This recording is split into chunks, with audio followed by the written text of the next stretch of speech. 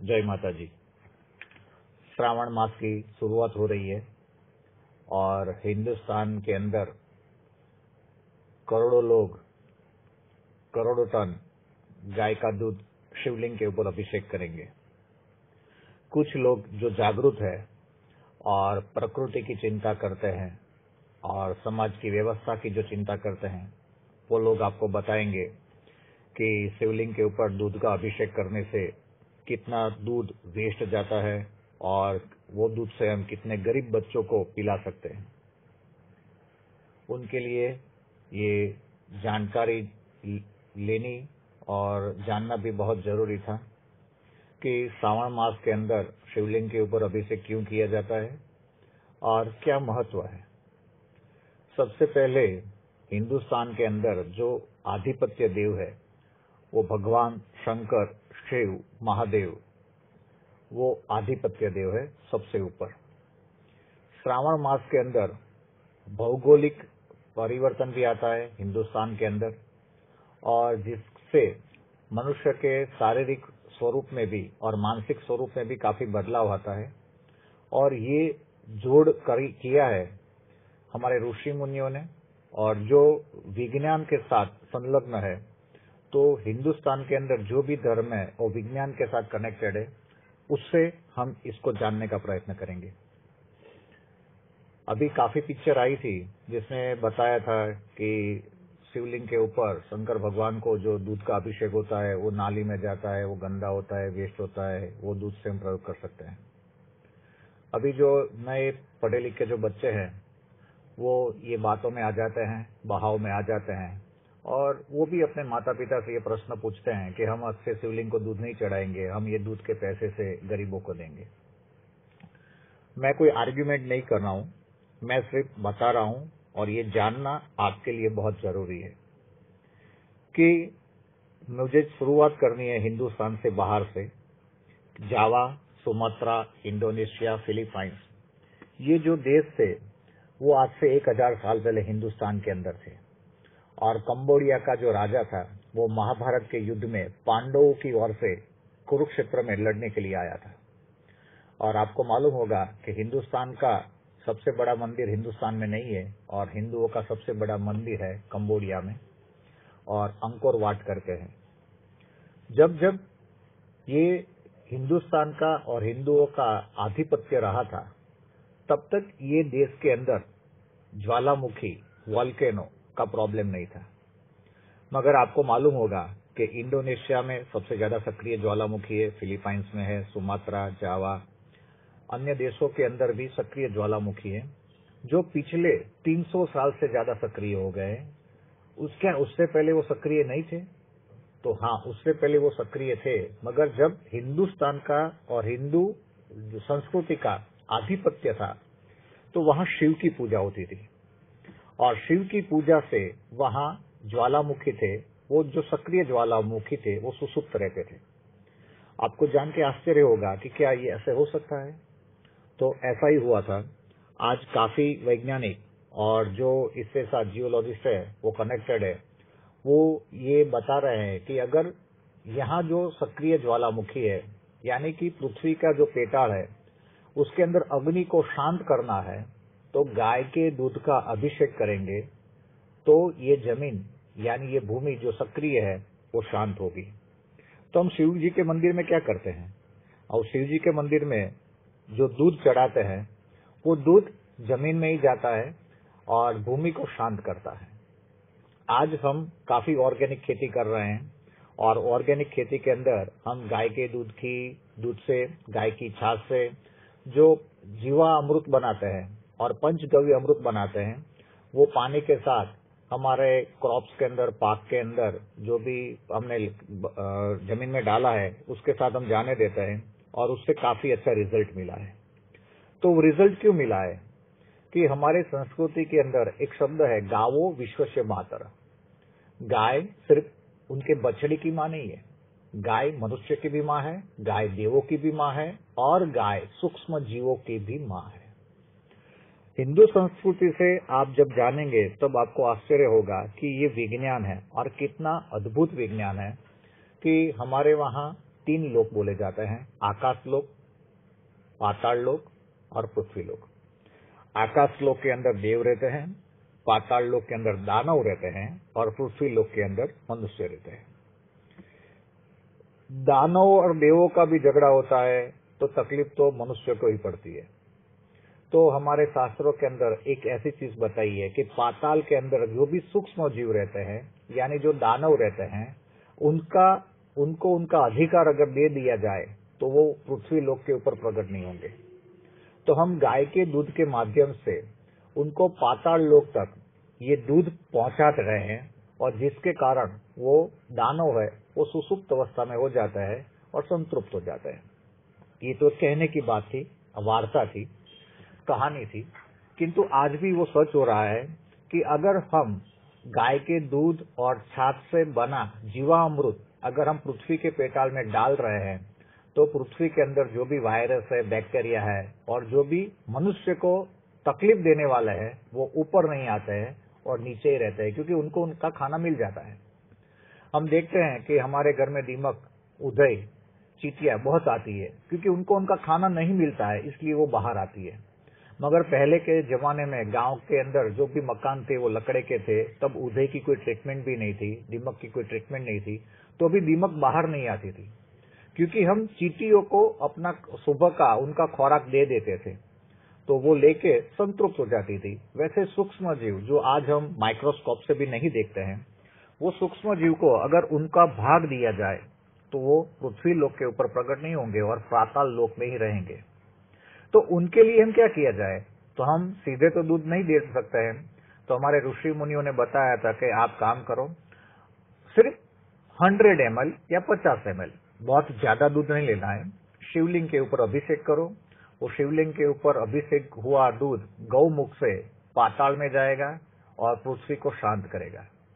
आज भी हमें एसिडिटी होती है, यानी हमारी जठर अग्नि ज्यादा हो जाती है, वो अवस्था के अंदर हम गाय का दूध पीते हैं या ठंडा दूध पीते हैं तो एसिडिटी कम हो जाती है। बस वैसे ही पृथ्वी के अंदर जो भी लावारस है, जो उसकी गर्मी है, उसको शांत करने के लिए गाय के दूध का अभिषेक से हम वो शांत कर सकते हैं। और शिव जी के ऊपर ये अभिषेक से तो हमने ये माध्यम लिया है कि शिव जी के ऊपर ये पूजा भी हो जाए और ये दूध पवित्र होके पृथ्वी के पाताल में चला जाए और पृथ्वी को शांत करे। सबसे अहम बात ये भी है आज जीवन के अंदर कि हमारे वहाँ जो भी शंकर भगवान का मंदिर होता है, उनका जो गौमुख से दूध निकलता है वो नालियों में जा रहा है या गटर में जा रहा है, ऐसा नहीं होना चाहिए। वेदोक्त और शास्त्रोक्त हिसाब से जो भी महादेव का मंदिर है, उनका गौमुख के नीचे 21 गज तक एक ड्रिल करना है और वो ड्रिल के माध्यम से वो दूध अंदर जाना चाहिए। गौमुख का दूध कभी भी नाली में नहीं जाना चाहिए, यानी जो मंदिर के अंदर जो भी दूध का या पंचगव्य का जो भी अभिषेक हो रहा है वो पृथ्वी के पेटाल में जाना चाहिए और वो जाएगा तभी हमारी पृथ्वी शांत होगी। मैंने कभी बताया था हमारे बच्चों के, हिंदुस्तान इतना बड़ा है मगर हिंदुस्तान के अंदर एक भी सक्रिय ज्वालामुखी नहीं है। क्यों नहीं है? क्योंकि हिंदुस्तान में करोड़ों साल से अब्बों टन गाय का दूध अभिषेक से माध्यम से पृथ्वी के पेटाल में चला गया है और हिंदुस्तान की जो पृथ्वी है, जो धरती माता है, वो गाय के दूध से शांत हो गई है। जहां जावा, सुमात्रा, इंडोनेशिया में जब तक गाय के दूध का अभिषेक हो रहा था, शिवलिंग के ऊपर हो रहा था, तब तक वहां की जमीन संतृप्त थी, सुसुप्त थी। मगर जब अभिषेक होना बंद हो गया, यानी हिंदू संस्कृति का जब धीरे धीरे क्षय होने लगा और शिव की पूजा बंद होने लगी, तो वहां की भी जमीन जो थी वो जागरूक हो गई है और वहां ज्वालामुखी सक्रिय हो गए। तो गाय के दूध से हम पृथ्वी के अंदर की जो गर्मी है उसको भी शांत कर सकते हैं और पृथ्वी के अंदर जो भी सूक्ष्म जीव है जो मनुष्य को हानि पहुंचाते हैं उनको भी ऊपर नहीं आने देते हैं। और ये होता है सिर्फ और सिर्फ शिवलिंग के ऊपर अभिषेक करने से। अभी श्रावण महीने की शुरुआत हो रही है, हम देखेंगे काफी लोग दूध की थैली लेके जाएंगे और दूध की थैली दांतों से तोड़ेंगे और वो थैली से अभिषेक करेंगे। ये भी वैलिड नहीं है, क्योंकि गाय का दूध है शिव का सम्मान, अन्य दूध है रक्त समान। भगवान शंकर जो नंदी के ऊपर विराजमान है, उनको सिर्फ गाय का दूध ही चढ़ाना चाहिए, क्योंकि गाय के दूध से ही उनकी पूजा होती है और गाय के दूध से ही पृथ्वी संतृप्त होगी। और मैंने आज तक नहीं देखा है कि कोई भी मंदिर में ऐसा बोर्ड लगाया गया हो कि गाय के दूध के अलावा अन्य कोई दूध से अभिषेक न करो, यानी सिर्फ गाय के दूध से यहाँ शिवलिंग को अभिषेक करो। ऐसा कभी कोई धर्मगुरु ने ऐसा कोई हमें फोर्स किया ही नहीं, क्योंकि उनको मालूम ही नहीं है, उनको खबर ही तकलीफ ही नहीं है उनको कि इससे क्या प्रॉब्लम होगा और क्या होगा। वो तो सिर्फ बोलता है कि कुछ भी चढ़ाओ, हमें क्या, सिर्फ पैसे डालो। मगर धर्म की रक्षा तभी होती है जब हम सत्य को जानते हैं, तब हम धर्म के साथ पहुंच सकते हैं। अभी कुछ लोग बोलते हैं हम दूध चढ़ाए या पानी चढ़ाए, क्या फर्क पड़ता है। मैं जो अभी लेक्चर ले रहा हूं उसमें काफी पढ़े लिखे जो बच्चे आते हैं, अभी एडवांस लेवल के जो बच्चे आते हैं, जो फेसबुक के ऊपर, व्हाट्सएप के ऊपर काफी ज्ञान प्राप्त करके फिर क्वेश्चन पूछते हैं। मुझे बहुत अच्छा लगता है कि किसी ने प्रश्न पूछना चालू तो किया। आज तक हमारे बच्चों को हमने दबा दिया था कि प्रश्न मत पूछो, इसको स्वीकार लो। ऐसा नहीं है, प्रश्न पूछो। तो मुझे किसी ने प्रश्न पूछा था कि हम शिवलिंग के ऊपर अगर दूध चढ़ाए या पानी चढ़ाए क्या फर्क पड़ेगा। मैंने बताया कि हम चलो प्रैक्टिकल करते हैं, क्या फर्क पड़ेगा। शिवलिंग के पास गए, वहां विराजमान हुए, बैठे, और मैंने एक कलश पानी का दिया, एक कलश उनको दूध का दिया। मैंने बोला दोनों चढ़ाओ, क्या फर्क पड़ेगा। उन्होंने पहले पानी का चढ़ाया, और पानी के कलश जब हम शिवलिंग के ऊपर अभिषेक करते हैं तो पानी हमें मुफ्त मिला है, तो हमारा ध्यान इधर उधर होगा, शिवलिंग के ऊपर नहीं होगा, और पूरा कलश हम उल्टा कर देते हैं। किंतु जब मैंने उनको दूध दिया और बताया था कि ये दूध 90 रुपीज पर लीटर है और ये बहुत कीमती है, तो उन्होंने धीरे धीरे अभिषेक करना चालू किया, बस। और धीरे धीरे अभिषेक करना चालू किया।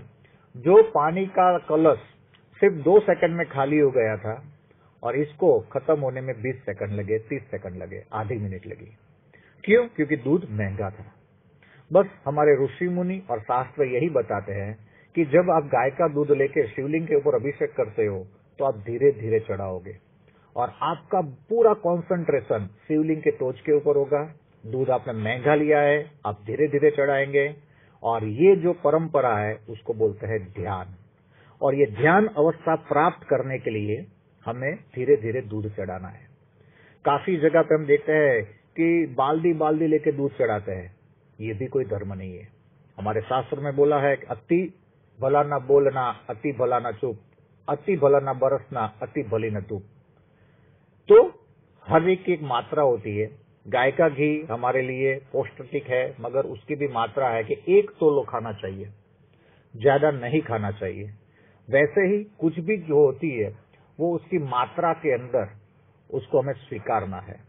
तो जब आप शिवलिंग के ऊपर अभिषेक करें तो 50 ml से 100 ml तक उसको अभिषेक करें, ज्यादा मत करें। मगर करना जरूरी है ध्यान की अवस्था को प्राप्त करने के लिए। और गाय का दूध है तभी हमारी पूजा संतृप्त हो सकती है, अन्यथा नहीं। क्योंकि हमारे जो भगवान है, शंकर भगवान है, वो नंदी के ऊपर विराजमान है, और नंदी के ऊपर विराजमान है, और वो गाय के दूध से ही शिवलिंग के अभिषेक को स्वीकार करते हैं। आपको मालूम होगा कि शंकर भगवान की जो पत्नी है उनका नाम है पार्वती, और उन्होंने एक स्वरूप धारण किया था, और वो था महाकालिका, और महिषासुर को मारने के लिए। और महिषासुर को मारने के लिए जो उन्होंने जो स्वरूप धारण किया था उनका नाम था महिषासुर मर्दिनी, और जिसके ऊपर स्तोत्र भी है, ऐगिरी नंदित नंदित मेदिनी। और महिष का मतलब होता है संस्कृत के अंदर भैंसा, और भैंसे को मारने के लिए पार्वती ने महाकाली का स्वरूप लिया, और वो भैंसे की माँ का दूध अगर हम शिवलिंग के ऊपर चढ़ाएंगे तो शंकर भगवान को खुशी होगी या दुख होगा? तो बिल्कुल दुख होगा, क्योंकि भैंसा जो है वो यम का प्रतीक है, और भैंसे की माँ उनका जो दूध है वो शिवलिंग के ऊपर चढ़ाने से पूरे हिंदुस्तान में ये पिछले 100 साल से ऐसी परंपरा आ गई है। और इसलिए हमारा जो कैलाश मानसरोवर है वो चाइना में चला गया है। हम जब 100 लोग कैलाश मानसरोवर से वहां तट के ऊपर बैठे रहे, तब हमने एक प्रार्थना की, और मैंने सबसे प्रार्थना भी करवाई कि एक काम करो, आप हिंदुस्तान में वापस आ जाओ, ये हर साल पासपोर्ट लेके वीजा लेके आपके दर्शन करने के लिए हमें आना अच्छा नहीं लगता है। आप हमसे क्यों रूठ गए हो, आप हिंदुस्तान में क्यों नहीं हो? तब शंकर ने बहुत बड़ा उत्तर दिया था कि मेरा वाहन क्या है? तो शंकर का वाहन है नंदी, और हिंदुस्तान के में अंदर हर रोज 8,000 नंदियों की कत्ल होती है। तो जहाँ शंकर भगवान के वाहन की कत्ल होती है, वहाँ शंकर भगवान को खुशी नहीं होगी, दुख होगी, वो रूठ के चले गए। जब हिंदुस्तान के अंदर गौ वंश की हत्या बंद होगी, तब बिना युद्ध किए कैलाश और मानसरोवर वापस हिंदुस्तान में आ जाएगा। आज शंकर भगवान रूठ के बैठे हैं, इसलिए आपको नम्र निवेदन है, आपके साथ जुड़े हुए जो भी व्यक्ति अगर दूध की बाजार की थैली लेके दांत से तोड़ के या हाथ से भी तोड़ के शिवलिंग के ऊपर अभिषेक करते हैं तो उनको रोको। गाय का दूध है शिव का सम्मान, अन्य दूध है रक्त समान। अधर्म होने मत दो। आपकी नजरों के सामने भी अगर अधर्म हो रहा है तो उसकी रोकने की जिम्मेदारी आपकी है। हम गलत रास्ते के ऊपर भी बहुत ज्यादा स्पीड के ऊपर अगर चले जा रहे हैं तो भी हम अपने ध्येय से अलग हो रहे हैं। इसलिए हमें ऐसा लगता है कि हमने ये पूजा की, हमने ये यज्ञ किया, मगर हमें फल क्यों प्राप्त नहीं होता है? क्योंकि गाय नहीं है। बस वैसे ही हमें बच्चों को समझाना है जीवन के अंदर कि गाय के साथ रहो, और शंकर भगवान की अगर भक्ति करनी है, ध्यान अवस्था को प्राप्त करना है, और जो आज बहुत जरूरी है। ये कोरोना के कहर के अंदर हमने देखा है कि गौमूत्र से काफी पेशेंट हमारे अच्छे हो गए। हमारे साथ जो जुड़े लोग थे उनको थोड़ी भी असर भी थी तो वो बाहर आ गए। और आध्यात्मिक प्रगति के लिए शिव, जीव, गौ, पीपल सबकी जरूरत है। और एक और बात करनी थी, ये पूरे महीने में काफी बिली पत्र के लिए काफी बिली के झाड़ की हत्या होगी। झाड़ काट नहीं दिए जाएंगे, उनकी हत्या होगी। और आप लोग पैसे से बिली खरीदोगे और बिली शंकर भगवान के ऊपर चढ़ाओगे, उससे अधर्म की शुरुआत होती है। श्रावण मास के अंदर एक थोड़ा संकल्प करो कि एक बिली का वृक्ष आपको जहाँ जरूरत है, जहाँ आपकी इच्छा है, जहाँ उसका हम प्रोटेक्शन कर सकते हैं, वहाँ हम लगाएंगे तो शंकर भगवान को ज्यादा आनंद होगा। बिली को तोड़ के अभिषेक करके या बिली अर्पण करके हमें कोई पुण्य प्राप्त नहीं होता है, मगर बिली का वृक्ष लगा के हम शंकर भगवान को वहां बुला सकते हैं। इसलिए ये श्रावण मास के अंदर अगर हो सकते हैं तो आप बिली का एक वृक्ष को आपके वहां लगाइए, और फिर आप देखिए कैसी पवित्रता प्राप्त होती है। किसी को अगर पत्ते चढ़ाने हैं, बिली के पत्ते चढ़ाने हैं, तो 3 से 5 चढ़ा सकते हैं। ज्यादा चढ़ा के कोई धर्म स्थापन नहीं हो जाता है या पुण्य प्राप्त नहीं होता है। सूक्ष्म करना है, जो भी करना है वो सूक्ष्म करना है और समझ के करना है। और आज हमने जाना कि गाय के दूध से शिवलिंग के ऊपर गाय का दूध चढ़ाते चढ़ाते हमारी जो धरती माता है उसकी जो गर्मी है वो कम होती है। धरती माता के अंदर जो सूक्ष्म जीव है जो हमें परेशान करते हैं, अन्य जाति को, मनुष्य प्रजाति को परेशान करते हैं, वो बाहर नहीं आते हैं। शिवलिंग के ऊपर धीरे धीरे दूध चढ़ाने से ध्यान की अवस्था प्राप्त होती है। और ये बिली पत्र कैसे चढ़ाना है, जैसे बिली को अगर काटना है तो अपने हाथ से काटना है, कैंची से या कोई साधन से नहीं काटना है। क्योंकि हम जब हमारे हाथ से बिली पत्र को तोड़ते हैं तब उनका जो रस है वो हमारे नाखून और शरीर को स्पर्श होता है, और जब हम खाना खाते हैं तो वो उंगलियों के ऊपर रहा हुआ रस हमारे पेट में जाता है। उतने जहर की जरूरत है। और आज काफी रोगों के अंदर हमने बिली पत्र का इस्तेमाल करते हैं। इसलिए श्रावण मास के अंदर हम बिली पत्र को स्पर्श करना है, उसको टच करने के लिए वो उसका महत्व है, न सिर्फ शंकर भगवान को चढ़ाना है। यानी अपने हाथ से 3 और 5 बिली पत्र चढ़ाएं, ओमकार का जाप करें, और 5 ये मंत्र है, शिव पंचाक्षरम है, शिव महिम्न स्तोत्र है, शिव तांडव है, रुद्राष्टकम है, उसका पाठ करें, सुने और बच्चों के साथ उसको आगे बढ़ाएं। अस्तु। वंदे गो मातरम। विरल बापू। मौज।